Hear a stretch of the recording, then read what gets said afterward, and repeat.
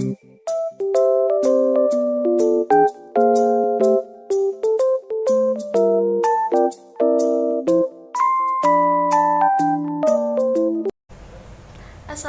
warahmatullahi wabarakatuh. Perkenalkan, kami dari kelompok 3 mata kuliah Strategi Pembelajaran SD atau MI akan mempresentasikan hasil makalah kami terkait tentang strategi-strategi pembelajaran.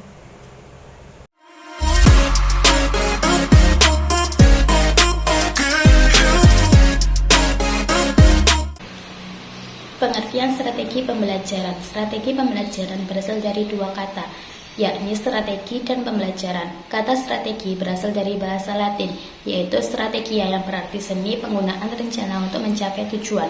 Secara umum, strategi adalah alat, rencana, atau metode yang digunakan untuk menyelesaikan suatu tugas. Sedangkan pembelajaran berasal dari kata belajar. Belajar adalah suatu kegiatan mencari ilmu yang dapat dilakukan dengan menggunakan media dan dapat diperoleh dengan melakukan dialog, membaca buku, melakukan penelitian, dan lain sebagainya. Pembelajaran ialah suatu proses mengingat, menambah ilmu, serta proses yang dapat dilakukan dimanapun serta kapanpun. Adapun menurut beberapa ahli, salah satunya yaitu menurut Charles dan Rich, menyatakan bahwa strategi pembelajaran merupakan rincian dari seleksi pengurutan peristiwa dan kegiatan dalam pembelajaran, yang terdiri dari metode-metode, teknik-teknik, maupun prosedur-prosedur yang memungkinkan peserta didik mencapai tujuannya. Jadi, dapat disimpulkan bahwa strategi pembelajaran merupakan suatu proses, teknik, penentuan metode-metode, serta langkah-langkah dalam pembelajaran yang ditetapkan oleh pendidik untuk menolong peserta didiknya agar dapat belajar lebih efisien serta optimal. Nah, strategi pembelajaran yang pertama yaitu ekspositori. Strategi pembelajaran ini lebih dominan kepada guru. Jadi guru lebih berperan pada pembelajaran ini atau disebut dengan istilah teacher center, yaitu guru berperan aktif menjelaskan materi apa yang akan dibawa di dalam kelas, sedangkan murid lebih dominan hanya mendengarkan dan menulis apa yang telah disampaikan oleh guru. Jadi pada strategi ini itu guru sangat penting. Kalau gurunya tidak menjelaskan dengan baik, maka akan menimbulkan pembelajaran yang tidak efektif. Nah, adapun tahap-tahapannya ada 3, yaitu yang pertama tahap pendahuluan, yang mana guru akan menyampaikan pokok-pokok materi apa saja yang akan dipelajari di dalam kelas. Yang kedua yaitu tahap penyajian, di mana guru akan menjelaskan materinya dan akan mengadakan tanya jawab kepada murid apabila ada yang tidak dipahami. Dan yang terakhir yaitu tahap pemberian tugas atau tahap penilaian. Jadi pada tahap ini itu guru menguji seberapa paham murid terkait materi yang telah diberikan. Nah, yang kedua yaitu strategi pembelajaran inquiry. Strategi pembelajaran inquiry adalah rangkaian kegiatan pembelajaran yang menekankan proses berpikir kritis analitis dari peserta didik dan menemukan jawaban dari permasalahan mereka sendiri. Jadi pada strategi pembelajaran ini itu yang lebih aktif adalah peserta didiknya, biasa dikenal dengan istilah student center, yang mana guru hanya memberikan sedikit materi dan akan dianalisis, diamati sendiri oleh peserta didik tersebut untuk menghasilkan informasi atau bisa menyelesaikan masalahnya dengan sendiri. Biasanya ini diberikan pada tingkat kelas tinggi, yaitu kelas 4, 5, dan 6. Macam-macam strategi pembelajaran yang ketiga yaitu pembelajaran berbasis masalah atau problem based learning. Apa sih problem based learning itu? Jadi problem based learning itu pembelajaran yang menekankan pada proses penyelesaian sebuah masalah. Masalah tersebut dapat berasal dari lingkungan sekitar, baik dari masyarakat, lingkungan sekolah, maupun dari keluarga. Sedangkan menurut Dak, strategi pembelajaran berbasis masalah yaitu pendekatan pembelajaran yang memiliki ciri-ciri mempergunakan masalah yang realita sebagai konteks bagi siswa untuk dapat berpikir kritis, memiliki keterampilan dalam memecahkan sebuah masalah, dan mendapatkan pengetahuan dari esensi materi pembelajaran.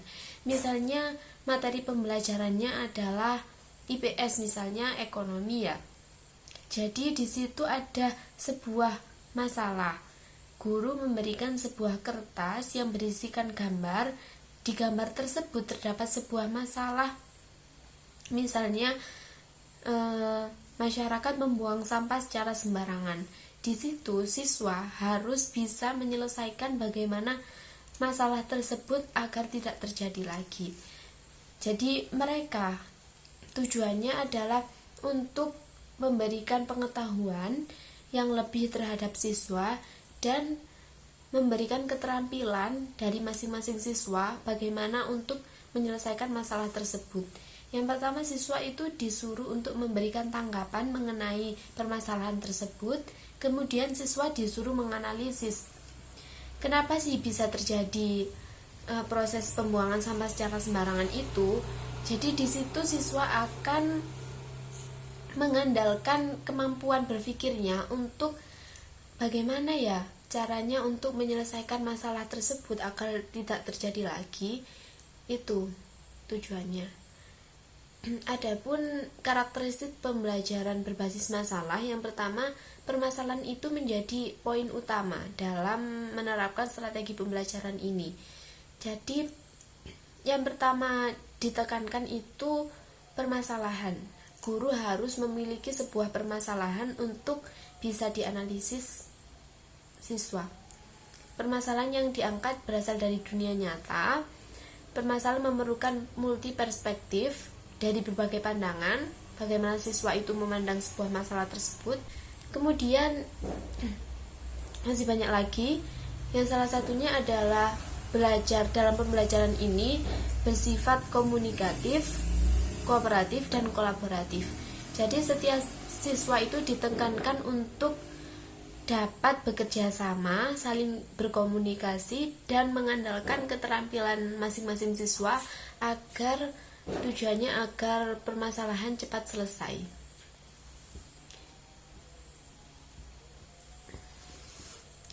Nah, itu tadi pembelajaran berbasis masalah atau problem based learning. Yang keempat yaitu pembelajaran kooperatif atau cooperative learning. Strategi pembelajaran ini memandu siswa dalam pelaksanaannya. Siswa diarahkan untuk saling bekerja sama dalam sebuah kelompok kecil maupun besar yang terdiri dari 2 orang atau lebih. Kerjasama ini dilakukan untuk pengelolaan materi yang disampaikan oleh guru sebelumnya.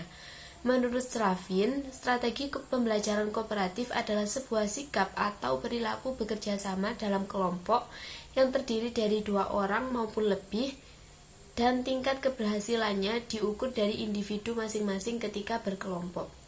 Di sini tujuannya adalah siswa agar dapat saling membantu. Jadi siswa dapat menciptakan perilaku positif untuk membantu temannya agar misalnya guru memberi sebuah tugas. Jadi di situ tugas diberikan kepada siswa untuk misalnya tugas materi ini disuruh menganalisis dan mengaitkan dengan sebuah masalah, terus kemudian mencari solusinya. Di situ siswa itu saling bekerja sama agar proses pembelajaran ini agar lebih efektif.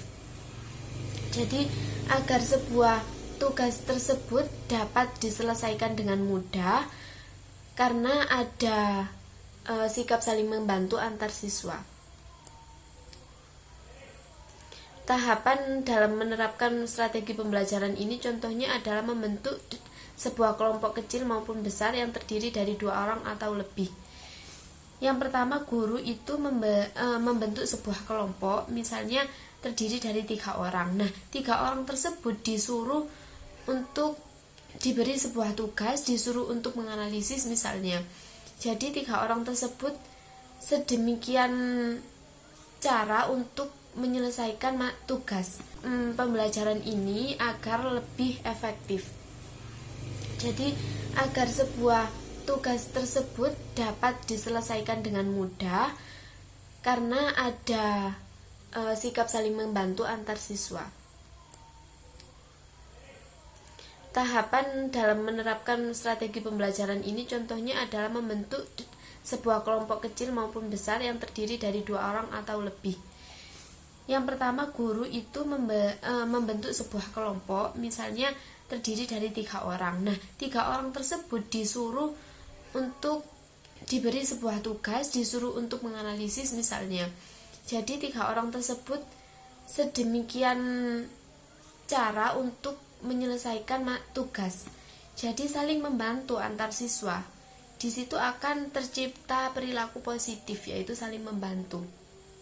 Kemudian guru memberi sebuah reward. Terakhirnya itu guru memberi sebuah reward untuk kelompok yang berhasil memecahkan masalah, menganalisis dan menyelesaikan tugas tepat waktu, yang berhasil dan tugasnya diselesaikan dengan baik, itu diberi reward agar siswa terus bersemangat untuk kedepannya. Karakteristik dari pembelajaran ini yang pertama yaitu pembelajaran dilakukan secara berkelompok atau tim. Itu pasti ya, karena strategi pembelajaran kooperatif ini kan artinya saling bekerja sama intinya. Jadi yang pertama itu karakteristiknya berkelompok atau tim, bukan individu. Yang kedua, pembelajaran didasarkan pada manajemen kooperatif yang memiliki fungsi, yaitu fungsi perencanaan, fungsi organisasi, fungsi pelaksanaan, dan fungsi kontrol. Yang ketiga yaitu adanya kemauan siswa untuk saling membantu dan bekerja sama untuk mencapai tujuan. Tadi sudah saya jelaskan di awal, di sebuah tugas yang diberikan guru tersebut, siswa itu per individu siswa itu mempunyai kemauan untuk saling bekerja sama. Itu untuk mencapai tujuannya, untuk mencapai tujuan dari strategi pembelajaran ini. Yang keempat, memiliki keterampilan bekerja sama. Intinya dalam proses pembelajaran kooperatif ini menekankan pada bagaimana siswa saling bekerja sama. Yang tadi kan problem based learning itu menyelesaikan sebuah masalah, yang kedua kooperatif itu bekerja sama. Itu penjelasan mengenai strategi pembelajaran kooperatif dan strategi pembelajaran problem based learning.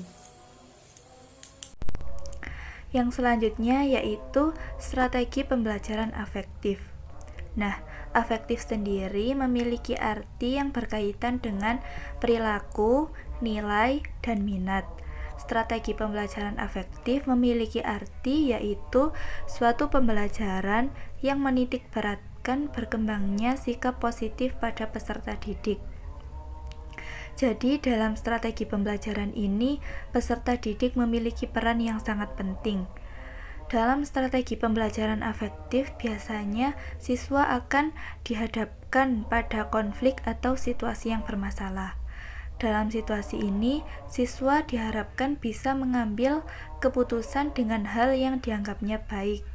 Jadi, biasanya itu siswa akan dihadapkan pada suatu masalah, dan dalam hal itu, siswa diharapkan bisa menemukan jalan keluarnya sendiri berdasarkan keputusan mereka sendiri. Dalam penerapannya, strategi ini guru harus berperan aktif dalam menanamkan nilai-nilai positif terhadap siswa, agar nantinya siswa dapat menerapkannya dalam kehidupan sehari-hari. Selanjutnya yang keenam yaitu strategi pembelajaran konstekstual atau contextual teaching and learning. Kata konstekstual berasal dari kata konteks yang berarti hubungan, konteks, situasi, atau keadaan.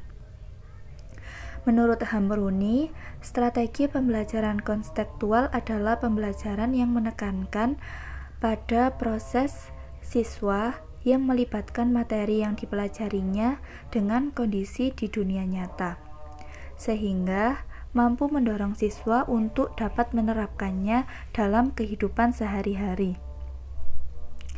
Nah, jadi pembelajaran ini adalah pembelajaran yang menekankan pada kaitan antara materi yang dipelajari dengan kondisi di kehidupan nyata yang bisa dilihat dan dianalisis oleh siswa. Artinya, saat kegiatan pembelajaran berlangsung, peserta didik ini seolah-olah bisa merasakan dan melihat langsung aplikasi nyata materi yang sedang ia pelajari. Misalnya, pada saat materi yang membahas tentang olahraga renang, guru mempraktekkan renang gaya kupu-kupu di hadapan para peserta didik. Adapun 6 komponen utama dalam menerapkan strategi pembelajaran konstekstual. Yang pertama yaitu konstruktivisme atau membangun, yang kedua yaitu questioning atau bertanya, yang ketiga yaitu inquiry atau menemukan, yang keempat learning community atau komunitas belajar, yang kelima modeling atau pemodelan, dan yang terakhir yaitu authentic assessment atau penilaian yang sebenarnya. Nah, berdasarkan strategi pembelajaran ini menegaskan bahwa belajar bukan hanya sekedar menghafal dan mempelajari, akan tetapi mengkonstruksi atau membangun pengetahuan melalui pengalaman setiap individu masing-masing. Oleh karena itu, semakin banyak pengalaman, maka akan semakin banyak pula pengetahuan yang ia dapat. Selanjutnya, macam-macam strategi pembelajaran, yaitu strategi pembelajaran peningkatan kemampuan berpikir atau disingkat SPPKB. Pada strategi ini, siswa lebih banyak aktif pada saat proses berlangsung. Jadi siswa lebih banyak mengajukan pertanyaan untuk memecahkan sebuah masalah, sehingga siswa juga lebih banyak mengemukakan pendapatnya dalam menjawab pertanyaan tersebut. Jadi pada akhirnya siswa bisa menjawab pertanyaan yang dia lontarkan sendiri. Pada strategi ini, kita sebagai guru harus memiliki kemampuan dalam membangun suasana tanya jawab dan kemampuan untuk mengembangkan sikap aktif pada siswa untuk memberikan pertanyaan maupun memberikan jawaban pada pertanyaan tersebut. Pada strategi ini juga model pembelajarannya itu seperti model pembelajaran tanya jawab atau suasananya itu seperti dialogis. Jadi saling diskusi atau saling tanya jawab antar siswa, dan kita sebagai guru hanya membangun suasana tersebut. Jadi kita sebagai guru harus bisa memberikan semangat atau membangkitkan semangat keberanian untuk siswa agar bisa mengemukakan pendapat, mengajukan pertanyaan, menjawab pertanyaan, ataupun menjelaskan berdasarkan fakta dan data pada suasana pembelajaran tersebut.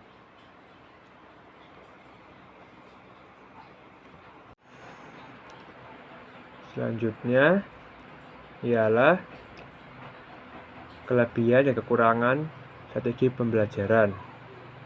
Jadi pada setiap macam-macam strategi pembelajaran telah dijabarkan di atas tadi, mereka memiliki kelebihan dan kekurangannya masing-masing. Jadi yang pertama yaitu strategi pembelajaran ekspositori. Nah, strategi ini memiliki kelebihan ialah strategi dapat memudahkan guru dalam mengondisikan serta mengurutkan materi pembelajarannya. Setelah itu, strategi ini dianggap efektif dalam pembelajaran yang sedang berlangsung. Dan selain dinilai efektif, strategi ini juga bisa menjadikan peserta didik lebih memperhatikan pembelajaran materi yang sedang dijabarkan oleh guru. Tetapi, strategi ini juga memiliki kelemahan atau kekurangannya, ialah dalam strategi ini itu memungkinkan kita sebagai guru tidak dapat mengamati seluruh kemampuan atau karakteristik siswa yang kita ajarkan. Setelah itu, strategi ini juga meningkatkan penyampaiannya itu secara modelnya, secara dengan cara ceramah. Jadi itu bisa membuat siswa mendengarkannya itu sulit untuk memahami ataupun untuk sulit mengembangkan kemampuan bersosialisasi. Setelah itu, pada strategi ini juga dapat membuat siswa lebih mudah jenuh atau bosan jika digunakan terlalu lama. Dan juga dalam strategi ini, siswa sangat mudah salah paham atau salah mengartikan dari kata-kata yang telah disampaikan oleh gurunya. Dan juga kekurangannya itu membuat siswa menjadi pasif dalam pembelajaran sedang berlangsung. Baik, selanjutnya saya akan menjelaskan mengenai kelebihan dan kekurangan dari strategi pembelajaran inquiry dan strategi pembelajaran berbasis masalah. Yang pertama, kelebihan dan kekurangan strategi pembelajaran inquiry. Kelebihannya yaitu 1. Membantu mengembangkan kualitas keterampilan dan proses kognitif siswa. 2. Membangkitkan semangat siswa atau usaha-usaha penyelidikannya. 3. Memberikan kesempatan untuk siswa melangkah maju sesuai kemampuannya. 4. Siswa dapat termotivasi dengan sendirinya karena dapat berperan langsung selama pembelajaran. 5. Memberikan kesempatan siswa agar berperan dengan aktif dalam mencari informasi yang banyak. Dan kekurangannya yaitu 1. Dalam mengimplementasikan strategi pembelajaran inquiry, permasalahannya adalah masih sulit memantau aktivitas dan keberhasilan siswa. Yang kedua, proses pembelajaran melalui strategi ini sulit direncanakan karena berbeda jauh dengan kebiasaan belajar siswa. Yang terakhir, terkadang membutuhkan waktu yang lama untuk mengimplementasikan strategi pembelajaran ini dan membuat guru kesulitan untuk beradaptasi dengan perkembangan waktu yang tetap. Kemudian, kelebihan dan kekurangan dari strategi pembelajaran berbasis masalah atau SPBM. Kelebihannya yaitu pertama, peserta didik lebih memahami materi pelajaran. Kedua, menantang kemampuan peserta didik untuk menemukan pengetahuan. Ketiga, meningkatkan aktivitas pembelajaran peserta didik. 4. Membantu peserta didik mentransfer pengetahuan mereka untuk memahami masalah dan kehidupan nyata. Yang kelima, membantu peserta didik dalam mengembangkan pengetahuan dan rasa tanggung jawab. Kemudian kekurangannya yaitu yang pertama, jika tidak ada keterkaitan dan tidak ada rasa percaya diri dari siswa itu sendiri, maka akan membuat siswa enggan untuk mencoba. Yang kedua, akan menyita waktu yang cukup lumayan untuk menyiapkan aplikasi strategi pembelajaran berbasis masalah.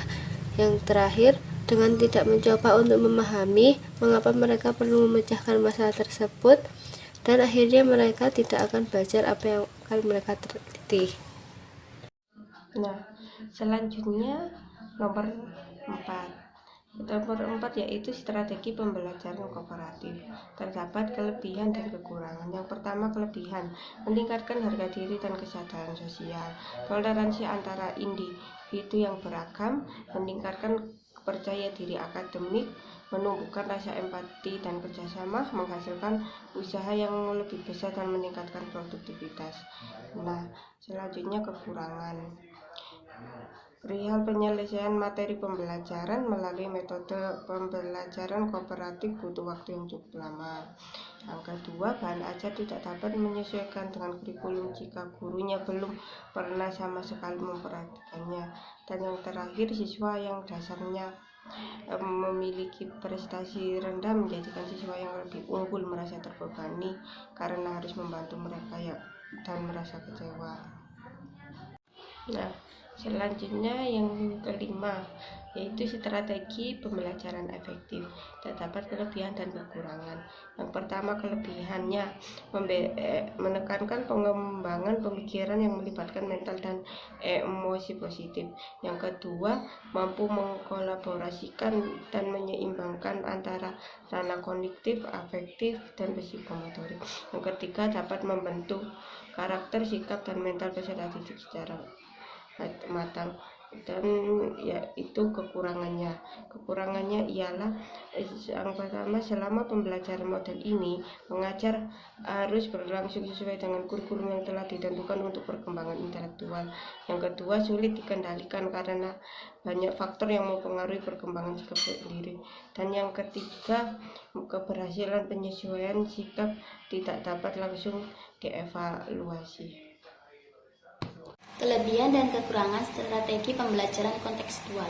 Kelebihannya yaitu yang pertama, memberi kesempatan kepada siswa agar mengembangkan potensi, sehingga akan membantu keaktifan siswa dalam proses pembelajaran. 2. Membantu siswa berpikir lebih kritis dan kreatif dalam proses pengumpulan data, sehingga siswa dapat mampu memecahkan masalah. 3. Memberikan kesadaran kepada siswa tentang keseluruhan yang mereka pelajari. 4. Informasi sesuai dengan kebutuhan siswa dan tidak selalu ditentukan oleh guru. Kekurangannya yaitu 1. Tanggung jawab guru menjadi lebih berat dan harus lebih intensif membimbing siswa. 2. Kurangnya pembelajaran kontekstual komponen kurikulum 2013 yang termasuk dalam kategori baik, yaitu pemahaman guru tentang konsep, prinsip, sifat, dan komponen pembelajaran kontekstual kurikulum 2013. Baik, yang terakhir, kelebihan dan kekurangan dari strategi pembelajaran peningkatan kemampuan berpikir. Adapun kelebihannya yaitu yang pertama, melatih kemampuan daya pikir siswa dalam menyelesaikan masalah yang dihadapinya. Yang kedua, siswa akan lebih siap dalam menghadapi persoalan-persoalan yang telah diberikan oleh guru. Yang ketiga, siswa lebih berperan aktif dalam proses pembelajaran. Dan yang keempat, yaitu memberikan kebebasan kepada siswa agar mampu mengekspor dari segala media yang ada. Adapun kekurangan dari strategi ini yaitu siswa akan lebih ditekankan pada proses mental untuk lebih berperan sebanyak mungkin dan peran guru lebih sedikit maksimum. Dan yang kedua yaitu siswa ditekankan pada perilaku individu yang baik dan dibangun di atas pengetahuan diri sendiri, sedangkan siswa tidak pasti akan selalu sadar dalam dirinya sendiri. Oleh karena itu perlu ada beberapa rangsangan dari guru.